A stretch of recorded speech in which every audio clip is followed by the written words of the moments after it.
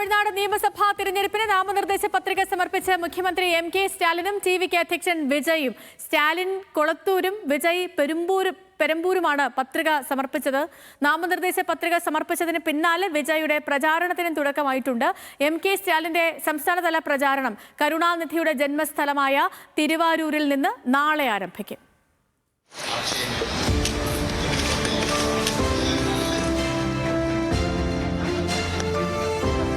കൊളത്തൂരിൽ MK സ്റ്റാലിന് ഇത് തുടർച്ചയായ 4ാം അംഗം. ഇത്തവണ പോരിനിറങ്ങുമ്പോൾ ലക്ഷ്യം തുടർഭരണം. മന്ത്രി PK ശേഖർ ബാബു അടക്കമുള്ള നേതാക്കൾക്കൊപ്പമെത്തിയാണ് സ്റ്റാലിൻ പത്രിക നൽകിയത്.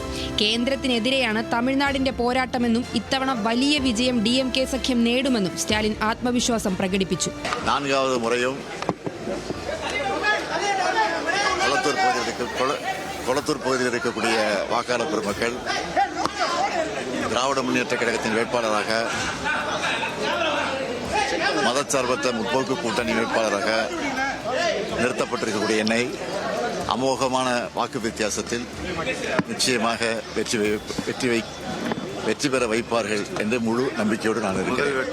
പോരാട്ടം DMKയുമായെന്ന് ആവർത്തിക്കുന്ന TVK അധ്യക്ഷൻ വിജയ് നാമനിർദ്ദേശ പത്രിക സമർപ്പിച്ചത് സ്റ്റാലിൻ പത്രിക നൽകിയ അതേ സമയത്ത്.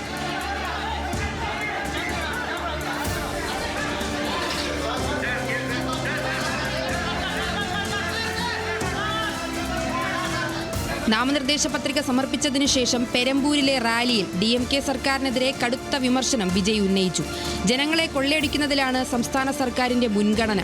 സംസ്ഥാനത്ത് സ്ത്രീകൾ സുരക്ഷിതരല്ല.